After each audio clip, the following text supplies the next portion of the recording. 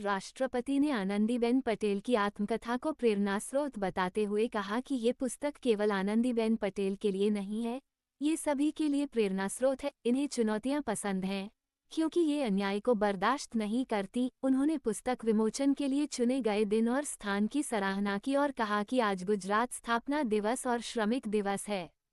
स्थान के रूप में अब्दुल कलाम टेक्निकल यूनिवर्सिटी का चयन टेक्नोलॉजी के युग में भारत की प्रगति को दर्शाता है। उन्होंने आनंदीबेन के साहस की प्रशंसा करते हुए कहा कि गवर्नर ने हमेशा हिम्मत दिखाई है। ऐसी पुस्तक ईमानदारी से लिखना बहुत मुश्किल है। सबसे बड़ी चुनौती है ये लिखना कि चुनौती मुझे पसंद है। उन्होंने स्वामी चिदानंद सरस्वती को भारत का सांस्कृतिक राजदूत बताया और राज्यपाल की बेटी अनारबेन पटेल का जिक्र करते हुए जंजीर फिल्म का डायलॉग मेरे पास माँ है की चर्चा की। उन्होंने कहा कि अनारबेन के पास ऐसी माँ है जिसकी ताकत कम नहीं है। बड़ी बेटी सरिताबेन को उन्होंने विरोध सहकर भी वडोदरा तक भेजा, आत्मनिर्भर बनाया। इसी प्रेरणा की देन थी कि कठिनाइयों के बीच एक हाथ में जिम्मेदारियों का बोझ और दूसरे हाथ में शिक्षा हासिल करने की ललक को संजोए आनंदी 700 छात्रों के बीच अकेली छात्रा होने पर भी नहीं रुकी और तब भी नहीं रुकी जब परिवार के दायित्व उन्हें सांस लेने की भी फुर्सत नहीं दे रहे थे। आनंदी ने पढ़ाई के साथ साथ खेलों में भी पहचान बनाई। महिला विकास गृह की अपनी पहली नौकरी आनंदीबेन ने सिर्फ इसलिए छोड़ दी क्योंकि वहां भ्रष्टाचार हो रहा था। लेकिन जब वहां की एक बालिका प्रेम में धोखा खाकर जिंदगी के लिए संघर्ष कर रही थी, तब उसे न्याय दिलाने की लंबी लड़ाई आनंदीबेन ने लड़ी। आनंदीबेन ने जो कहा वह किया, जो सिद्धांत बनाए उस पर चल कर दिखाया। जब बड़े भाई अपने बेटे का बाल विवाह कर रहे थे, तब मना करने पर भी नहीं मानने पर आनंदीबेन पुलिस को लेकर पहुंच गई और भतीजे का बाल विवाह रुकवाया। उन्होंने ऐसा करके अपने पिताजी को सच्ची श्रद्धांजलि दी। ऐसी संवेदनशील, साहसी, सच्ची आनंदी जब अहमदाबाद के मोहिनाबाग कन्या विद्यालय में 1967 में शिक्षिका बनी तो जैसे एक नया सूर्योदय हो गया। आनंदीबेन की तपस्या का सुंदर फल सामने आने लगा।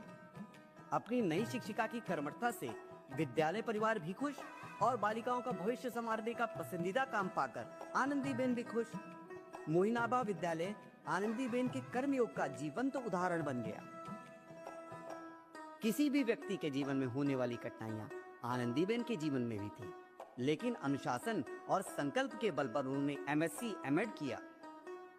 आनंदीबेन का जीवन हमें बताता है कि जब व्यक्ति खुद को समाज को समर्पित कर देता है तो कुछ भी असंभव नहीं रह जाता। नर्मदा नदी में 2 छात्राओं को डूबने से बचाने के लिए आनंदीबेन ने जिस तरह जान की बाजी लगा दी, उसे तो आज सब जानते हैं, लेकिन यह कम लोगों को ही पता है कि अनेक छात्राओं का भविष्य बचाने और उनके हक की लड़ाई लड़ने का काम भी उन्होंने पूरी शिद्दत से किया। ऐसी शानदार शिक्षिका को पहले गुजरात और फिर राष्ट्रीय स्तर पर श्रेष्ठ शिक्षक का सम्मान मिलना स्वाभाविक ही था। आनंदीबेन श्रेष्ठ शिक्षक पर ही रुकने वाली नहीं थी, उन्हें समाज सेवा का जैसे जुनून था। धरती विकास मंडल से जुड़कर उन्होंने महिलाओं की बेहतरी के लिए काम किया। अकाल पीड़ितों की सहायता करने के लिए वह भाजपा की न्याय यात्रा के साथ जुड़ी। भाजपा के वरिष्ठ नेता आनंदीबेन की क्षमता और प्रतिभा देखकर के दंग थे।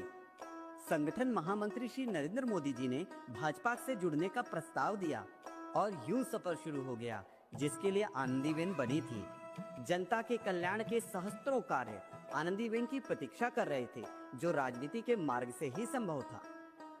हमारे शास्त्रों में राजनीति का जो कल्याणकारी स्वरूप वर्णित है, उसी के अनुरूप आनंदीबेन ने राजनीति को शोभन कर्म बनाया और बताया कि एक सच्चा राजनीतिज्ञ क्या नहीं कर सकता। गुजरात भाजपा महिला मोर्चा की वह पहली प्रदेश अध्यक्ष बनाई गई। इस पहले दायित्व में ही उन्होंने गांव तहसील तक संगठन का मजबूत ढांचा बनाकर अपनी क्षमताओं की झलक दिखला दी। भाजपा की एकता यात्रा के जरिए 26 जनवरी 1992 को श्रीनगर के लाल चौक पर तिरंगा फहराने वाले दल में आनंदीबेन गुजरात से एकमात्र महिला थी। श्री नरेंद्र मोदी की अगुवाई में जब वह लौटी तो अहमदाबाद ने अपने योद्धाओं का दिल खोल कर स्वागत किया। 1994 में आनंदीबेन को राज्यसभा का सदस्य बनाया गया। राजनीतिक परिस्थितियों के कारण आनंदीबेन को राज्यसभा छोड़कर मांडल से चुनाव लड़ने को कहा गया। चुनाव जीतकर जब गुजरात विधानसभा में पहली बार आनंदीबेन पहुंची तो उन्हें शिक्षा और महिला बाल कल्याण मंत्री का दायित्व मिला। यह वर्ष 1998 था। इसके बाद वह लगातार 16 वर्षों तक अनेक विभागों की मंत्री रहीं। आनंदीबेन ने ऐसे ऐसे बदलाव करके दिखाए जिसकी कल्पना तक नहीं थी। गुजरात ने एक ऐसे राजनेता का उदय देखा जिसे हर एक समस्या का समाधान करना आता है। गुजरात में आनंदीबेन की दृढ़ता, कर्मठता, नैतिकता, निष्पक्षता और संकल्प शक्ति की चर्चा घर घर होने लगी। पार्टी के सूत्र वाक्य भय भूख भ्रष्टाचार दूर करेंगे के अनुरूप उन्होंने 1 लाख शिक्षकों की निष्पक्ष नियुक्ति करके स्पष्ट संदेश दे दिया कि वह किसी भी दबाव में आने वाली नहीं है। शिक्षा विभाग के कार्यों से आनंदीबेन ने गुजरात की जनता का दिल जीत लिया। महिला व बाल विकास विभाग की स्थापना भी आनंदीबेन ने ही कराई। लाखों बच्चों की बुनियाद मजबूत करने वाली आंगनवाड़ियों को आनंदीबेन ने ही अपनी सर्वोच्च प्राथमिकता बनाया। आज राज्यपाल के रूप में भी वह उत्तर प्रदेश की आंगनवाड़ियों की पुष्टि का काम इतने बड़े पैमाने पर कर रही हैं जिसकी कोई दूसरी मिसाल नहीं मिलती। राजस्व मंत्री के रूप में ऐतिहासिक सुधारों की आनंदीबेन ने एक ऐसी झड़ी लगा दी कि उन्हें गुजरात का टोडरमल कहा जाने लगा। एक आदेश से उन्होंने लाखों महिलाओं को स्थायी संपत्तियों का स्वामिनी बना दिया। 60 साल से जमीन के कागजों का इंतजार कर रहे हजारों किसानों के दस्तावेज पुणे से मंगवाए। मरून विलेज की समस्या को दूर किया। आनंदीबेन ने किसी समस्या को अधूरा नहीं छोड़ा। हर बार उन्होंने यही कहा, चुनौतियां मुझे पसंद हैं। नर्मदा नहर का रुका हुआ काम जब आगे नहीं बढ़ पा रहा था, तब मोदी जी ने यह दायित्व आनंदीबेन को सौंपा। सिर्फ 18 महीनों में 1 लाख हेक्टेयर भूमि का अधिग्रहण करके आनंदीबेन ने बता दिया कि जनता के लिए काम कैसे किया जाता है और संकल्प से सिद्धि कैसे होती है। गुजरात की पहली मुख्यमंत्री के रूप में श्री नरेंद्र मोदी जी जैसे कर्मयोगी और अद्भुत प्रतिभा संपन्न राजनेता की विरासत को जिस कुशलता से आनंदीबेन ने बढ़ाया और गुजरात की गतिशीलता को कायम रखा, उससे एक बार फिर स्पष्ट हो गया कि आनंदीबेन में एक महान राजनेता के सभी गुण विद्यमान हैं। आनंदीबेन आज उत्तर प्रदेश की राज्यपाल हैं। इससे पूर्व वह मध्य प्रदेश और छत्तीसगढ़ की राज्यपाल भी रह चुकी हैं। राज्यपाल के रूप में उन्होंने बड़ी लकीर खींची है। राजभवन आज लोक प्रेरणा का केंद्र बन गया है। आनंदीबेन ने अपने कार्य से यह सिद्ध किया है कि राजभवन शान शौकत दिखाने वाली इमारत भर नहीं है, बल्कि राजभवन वह है जहां लोक की ध्वनियां प्रतिध्वनित होती हैं। आनंदीबेन के अनुभवों के अमृत का ही कमाल है कि आज उत्तर प्रदेश के 8 विश्वविद्यालयों को नैक की सर्वोच्च ग्रेड A++ हासिल हुई है। यहाँ के विश्वविद्यालय नित नई सफलताएं अर्जित कर रहे हैं। आनंदीबेन सौभाग्य का प्रतीक हैं। उन्हीं के समय श्री काशी विश्वनाथ कॉरिडोर बना, अयोध्या में श्री राम मंदिर का शिलान्यास हुआ, हम सबके आराध्य श्री रामलला विराजमान हुए और पूरे विश्व को अचंभित करने वाले महाकुंभ। मुझे कहा आपको भी मुफ्त में नहीं मिलेगी। महामहिम राज्यपाल आनंदीबेन पटेल जी, मुझे मुफ्त में कोई भी चीज लेने की आदत नहीं है।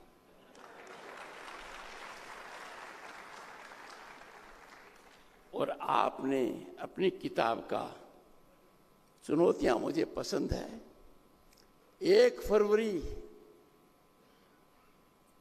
1979 को मैंने चुनौती से 7 फेरे ले लिए, 7 जीवन का वादा कर।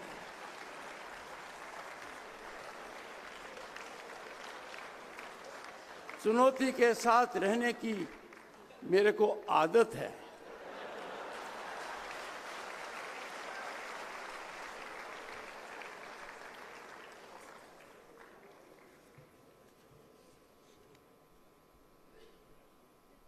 सभी को नमस्कार।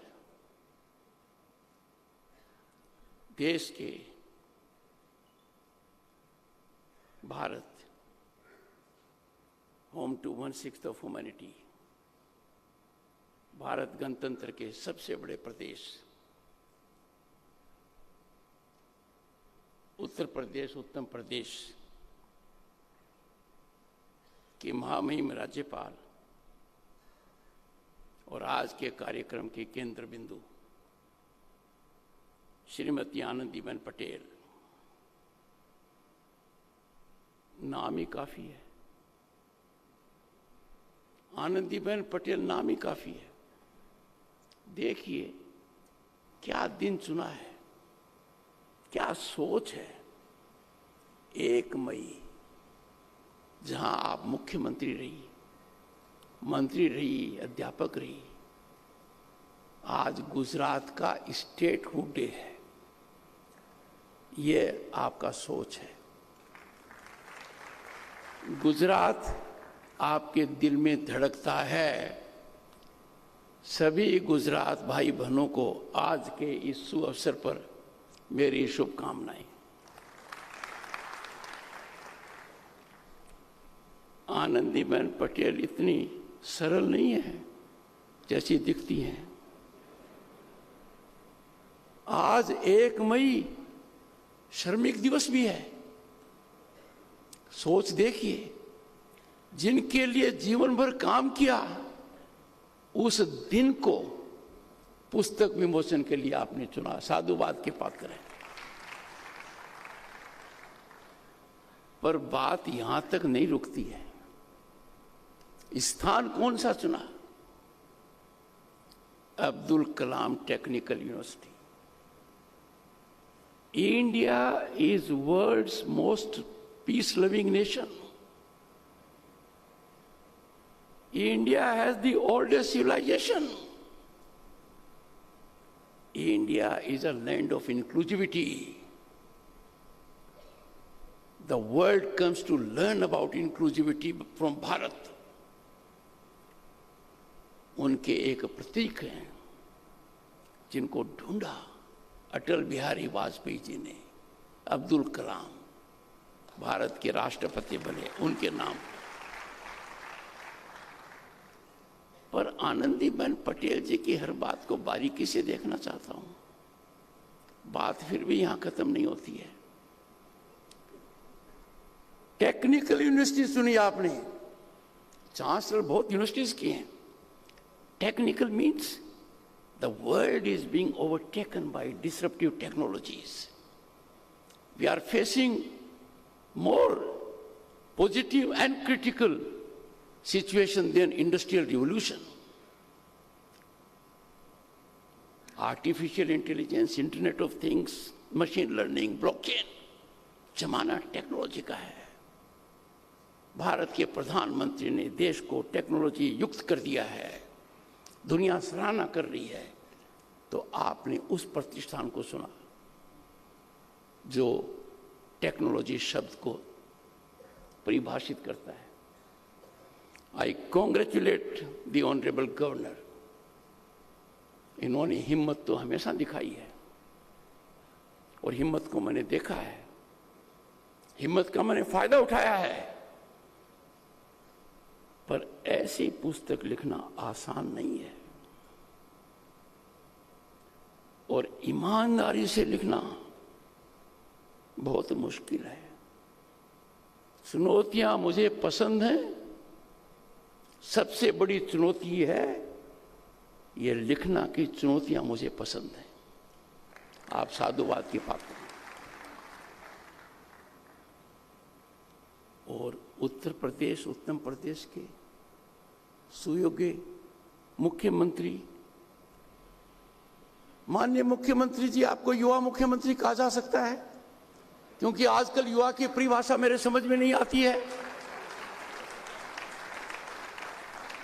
आपसे उम्र में बड़े लोग अपने आप को युवा कहते हैं तो मुझे कोई संकोच नहीं, आप युवा मुख्यमंत्री हैं।